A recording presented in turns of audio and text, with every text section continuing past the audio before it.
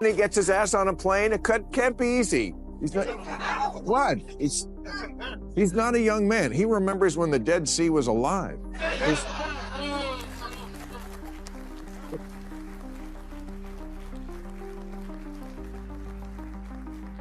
He told the Wailing Wall to keep it down. No, he's not a young man. I don't think we need to get a panel of gerontologists to look at the situation. We've all known old people who are like, yeah, we'll take the keys now. I'm so disappointed that you, like me, not so young, would say this. It's such bullshit. First of all, the same week that he did this, Kamala Harris was over in Korea saying our longtime ally, North Korea. Again, the bar is low. Joe Biden might not currently hold the presidency, but let's not kid ourselves. He hasn't exactly vanished into obscurity. His presence continues to linger in the public consciousness. And while some critics, satirists, and late-night hosts have momentarily turned down the volume, others, like Bill Maher, have made roasting Biden an art form.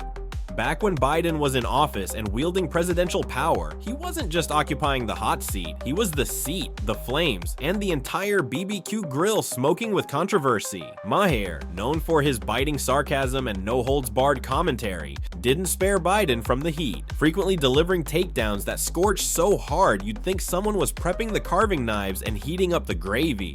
The cracks didn't just come from Biden's age or verbal missteps. They often struck deeper, cutting into the uncomfortable realities that many in the political world tried to brush under the rug. From public speeches where Biden's mental sharpness seemed to flicker like a dying candle, to moments when he appeared visibly confused, misidentifying his own family members or forgetting what country he was discussing. These gaffes weren't just late-night punchlines, they were fuel for growing concerns about the commander-in-chief's cognitive decline.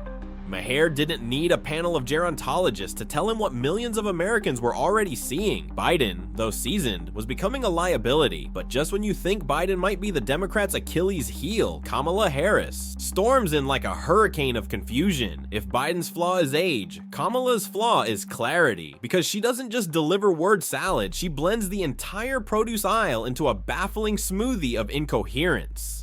As Maher and many others pointed out, Harris has a unique talent for stringing together sentences that sound profound but unravel into gibberish the moment you try to decode them. Her now infamous gaffe, referring to North Korea as a longtime ally, wasn't just a slip-up. It was a diplomatic disaster that would have been laughable if it weren't so dangerous. It's the kind of misstatement that would make even a middle school geography teacher facepalm. And what makes her situation arguably worse than Biden's is that there's no real buffer, no team of crisis managers spinning the story, no narrative of aging to cushion the blow.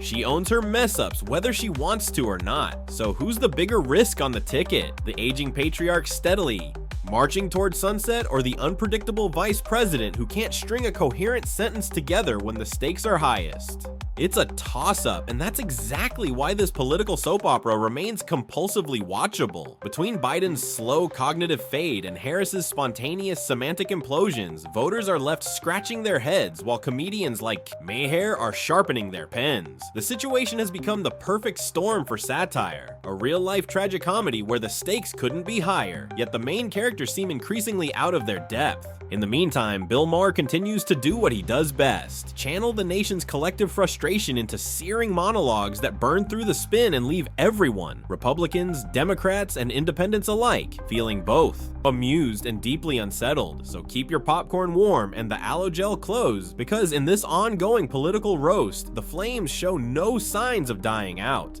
There's no shame to it. Thank you. I'm old, Yeah. but there are, but there's natural processes that happen, and it seems like he is certainly losing his acuity, which a lot of older men do, and compensating it with this wonderful ability to get people to work together. But I would say, I don't think we need to get a panel of gerontologists to look at the situation. We've all known old people who are like, yeah, we'll take the keys now.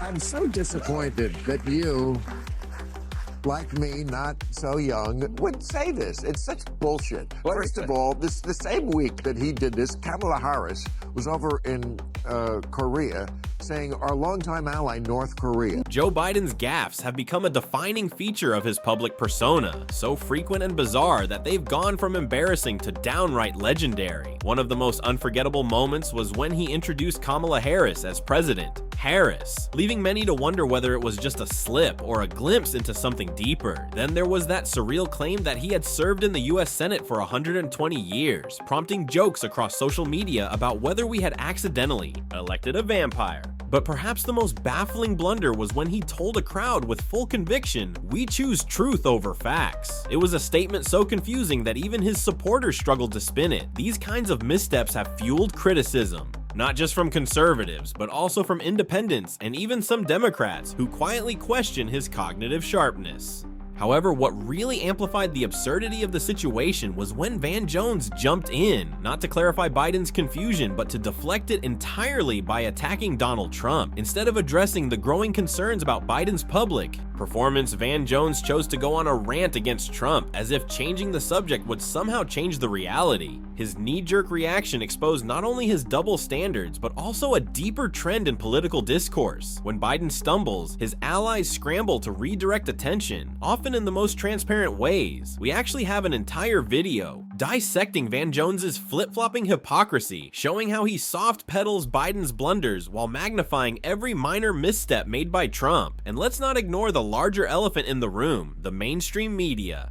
Their obsessive contempt for Donald Trump became so obvious and relentless that it backfired spectacularly. Every time the press mocked Trump, misrepresented his statements, or twisted stories to fit their narrative, more and more Americans saw through the charade. They recognized the coordinated bias, the selective outrage, and the glaring double standards. Voters aren't fools, they understand when they're being manipulated, and each time the media doubled down on their anti-Trump hysteria, they didn't weaken his base, they strengthened it. The backlash was so powerful that it played a significant role in helping Trump connect with everyday Americans who felt their voices were being ignored and ridiculed by an elite, out-of-touch press corps. In the end, the media's unrelenting attacks didn't just fail, they fueled a counter-narrative, one in which Trump wasn't the villain, but the only one bold enough to call out the game for what it was. Oh, it's the same guy. He was always a gaffe machine. You're right. It's just he's actually more disciplined than he used to be. Okay. I'm not going to be that shit.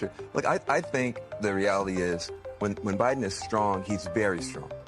And when he's weak, he's very weak. And that's what people are responding to. And I think, from my point of view, you got a couple of challenges here.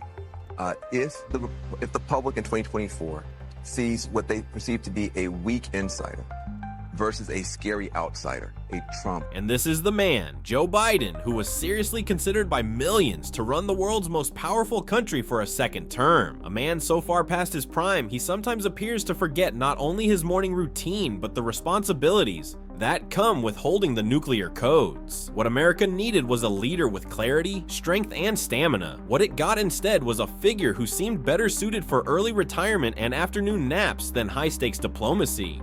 Let's be honest, Biden didn't need a campaign strategy. He needed a recliner, a nurse, and perhaps a daily crossword to keep him sharp. The Democratic Party, once viewed as the party of the young, the bold, and the progressive, now finds itself in a tailspin of confusion and denial.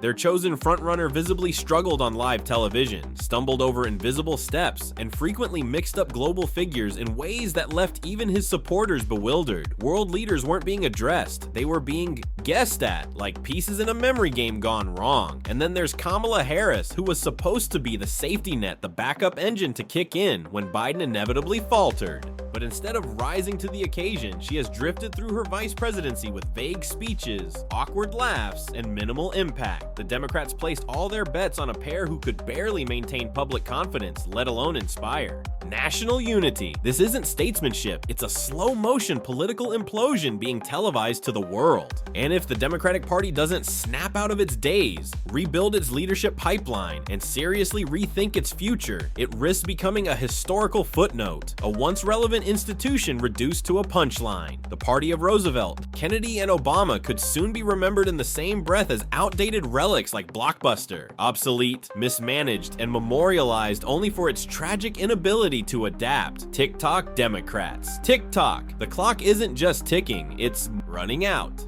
Joe Biden, our president, went to Israel this week. Nothing to do with the war, just wanted a break from the tension in D.C.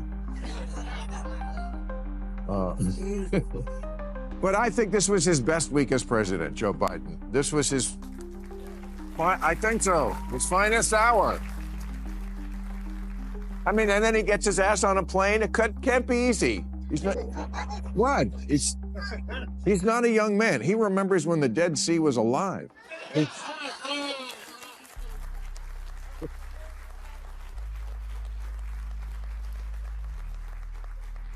He told the Wailing Wall to keep it down. No, he's not a young man. This situation has taken a turn from political drama to full-blown satire, and yet it's unfolding in real life. While President Joe Biden stumbles through speeches with the bewildered charm of a grandpa lost at an open mic night, his son Hunter has managed to transform an already controversial presidency into a never-ending crisis management marathon.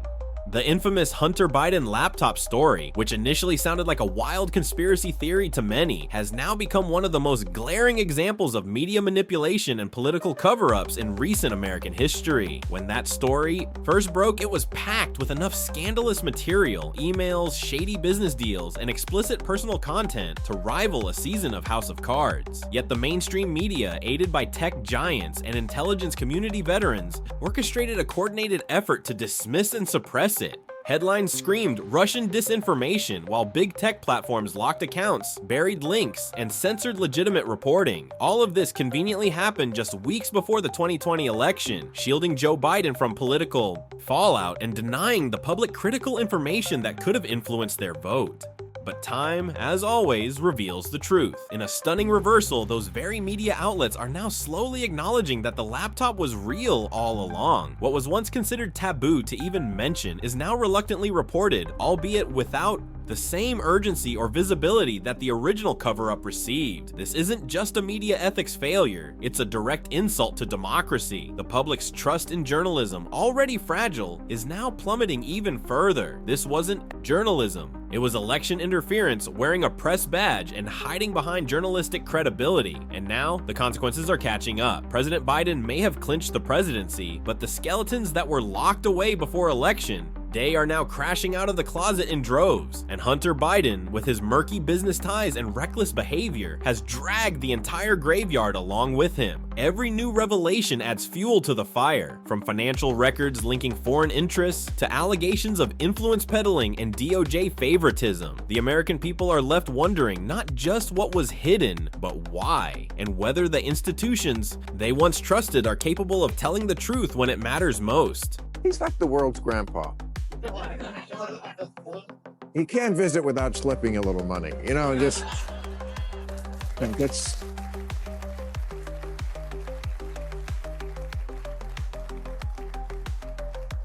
Get some missiles. Don't tell grandma. But then he came home. He made a great speech about Israel. At the end of it, they caught this on camera. Somebody yells "clear," and then somebody goes, "That was great." Of course, great. The bar for great in the Biden White House is like if Hunter doesn't wander in with a hard on. Just to put it in perspective. The backlash from the woke mob was almost palpable as Bill Maher took a verbal sledgehammer to their two cherished political figures, Kamala Harris and Joe Biden. It wasn't just a critique, it was a brutal reality check, and you could practically sense the tremors running through every overpriced soy latte in coastal coffee shops as their ideological safe space was punctured. The truth is, Kamala Harris was never a serious political contender, not because of systemic bias or media sabotage, but because she brought absolutely nothing of substance to the table. Her political identity was constructed on a foundation of buzzwords, vapid platitudes, and awkward, often incoherent sound bites that left both supporters and critics equally bewildered. She lacked a compelling vision, a clear message, or even a memorable moment that resonated with the American public. The Democratic establishment understood this from day one, which is precisely why they kept her tucked away from any setting. where she might face real, unscripted questions. Her media appearances were carefully curated, limited to safe, softball interviews designed more for optics than substance. Any opportunity for genuine scrutiny was strategically avoided. Her approval ratings nosedived at a historic pace, and her speeches often bordered on self-parody, disjointed, superficial, and devoid of the kind of leadership presence expected from someone second in line to the presidency. Harris was selected, not for what she brought to the role, but for what her presence symbolized, an exercise in box checking rather than a merit-based decision. And now, as President Biden visibly ages and falters in both policy and presentation, the gaping vacuum in Democratic leadership becomes impossible to ignore. The party is stuck between an increasingly frail incumbent and a vice president who has failed to evolve beyond a placeholder figure. It's a leadership crisis masked with slogans about progress and inclusivity, a political facade collapsing under the weight of its own contradictions. Maher's takedown struck a nerve, not because it was inflammatory, but because it was undeniably accurate. Kamala wasn't pushed aside by prejudice. She was benched by the brutal force of political reality. And in the echo chambers where narrative is everything, that truth is too raw to digest. The louder the mob howls, the clearer it becomes. No amount of ideological spin can turn mediocrity into magnetism or cover the glaring absence of authentic leadership at the top of the Democratic ticket. Harris would be the first woman president, first black woman president, and first Asian president. But I don't vote for who will be the first. I vote for who will win. And for whatever reason, Harris has never been popular. You can count the number of delegates she won in the 2020 primaries on one hand, as long as that hand has no fingers.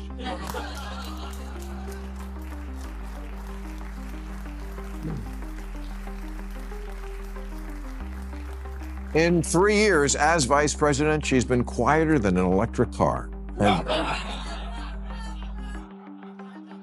And like an electric car, your MAGA uncle can't explain why she fills him with homicidal rage.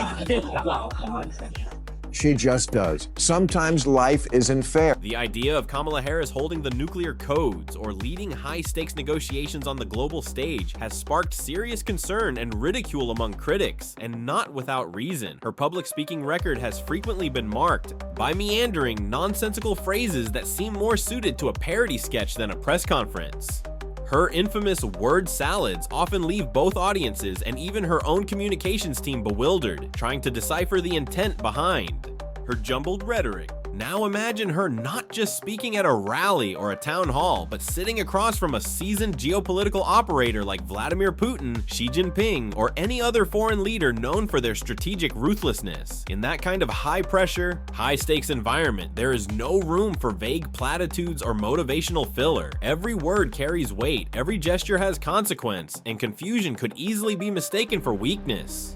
The mere thought of her stumbling through a statement while representing the United States in such a setting is enough to provoke anxiety, not just from a political perspective, but from a national security standpoint. We're not talking about a social faux pas or a minor embarrassment. This would be a moment of global consequence. Diplomacy isn't just about smiling and shaking hands. It's about calculated dialogue, strategic posturing, and unwavering clarity. Harris's track record indicates a consistent struggle with delivering coherent, commanding communication even in low-stakes situations, so the concern over how she might handle a nuclear standoff or a global crisis is not just hypothetical, it's chilling. The country may have narrowly avoided a disaster by not placing her in the highest seat of power, because international diplomacy doesn't forgive confusion. In an era where the world is constantly on edge and global tensions simmer just beneath the surface, America needs leadership that commands respect and radiates competence. Unfortunately, Kamala Harris's public presence evokes the opposite. It's not just cringeworthy, it's potentially catastrophic. You know what also excites me? Among the many things, I'm excited about electric school buses. I love electric school buses. I just love them for so many reasons. Maybe because I went to school on a school bus. Hey, raise your hand if you went to school on a school bus, right? Kamala Harris didn't just miss the mark. She obliterated the entire concept of meaningful political contribution. Dubbed by critics as the queen of word salad, her public appearances often resembled confusing TED Talks on another dimension, filled with circular logic, vague affirmations, and enough buzzwords to make a marketing executive blush. But beyond the memes and head-scratching sound bites lies a deeper, more troubling issue: her complete failure to leave a measurable impact during her tenure as vice president. Entrusted with some of the most critical and high-stakes issues facing the nation, like solving the border crisis, she approached them with an unsettling mix of detachment and performative engagement. Instead of solutions, the public received photo ops with stiff handshakes, abstract commentary on root causes, and rehearsed appearances that accomplished nothing beyond surface-level visibility. She became a master at dodging accountability, often disappearing from the public eye when situations demanded strong leadership or clear direction. Each assignment she was given quietly fizzled out without follow-through, buried under layers of PR polish and bureaucratic vagueness. Meanwhile, the southern border became more chaotic, public confidence in her competence plummeted, and even her own party struggled to defend her record. Rather than rising to the challenge, she spent most of her time in a protective media bubble, insulated from criticism and real-world outcomes. As months turned into years, Harris's vice presidency transformed into a case study in missed opportunities and political stagnation, marked not by bold initiatives or groundbreaking reforms, but by her uncanny ability to say a lot while doing very little. In the end, her legacy isn't built on achievement, but on absence of leadership, of results, and of the very qualities that define someone fit for high office. She didn't just fall short of expectations, she set a new, lower bar for what underperformance at the highest level truly looks like. It's not fair that she's not popular. She's intelligent and accomplished, and in fact was put in charge of the border. And look at how... Okay, bad example. Now this is where things start getting really interesting. Gavin Newsom, the California governor known more for his flashy appearances than effective leadership, is suddenly being whispered about as a potential replacement for Vice President Kamala Harris. It's almost as if he's the secret weapon the Democratic Party has been hiding behind the curtain, waiting for the right time to roll him out like a shiny new product. But let's not fall for the surface level charm. Newsom isn't some political messiah arriving with fresh solutions. He's the epitome of style over substance, the polished poster child of performative politics. His record in California speaks volumes. While he lectures the country on climate, change, and equality, his own state is battling rampant crime, an exodus of small businesses, skyrocketing taxes, and a homelessness crisis that's transformed major cities into scenes straight out of a dystopian novel. Under his leadership, California has become a cautionary tale, not a model to replicate. And yet, some in his party believe swapping Kamala with Gavin would somehow be an upgrade, as if replacing one floundering figure with another who simply speaks with more charisma and gelled-back hair is the answer to their political woes. Let's be honest, Newsom represents the same brand of politics that prioritizes photo ops over policy, slogans over solutions, and ambition over accountability. His woke stance isn't about meaningful change, it's about trendy buzzwords wrapped in executive orders that do little to fix real problems. Swapping Kamala for Gavin isn't changing the game, it's just switching jerseys on the same losing team. It's like replacing a burned out bulb with one that looks shinier but still flickers in the same broken socket. And if this is what the future of leadership is supposed to look like, then the bar isn't just low, it's underground. With that, we bring today's deep dive to a close. Stay sharp, question the narrative, and as always, we'll see you in the next one.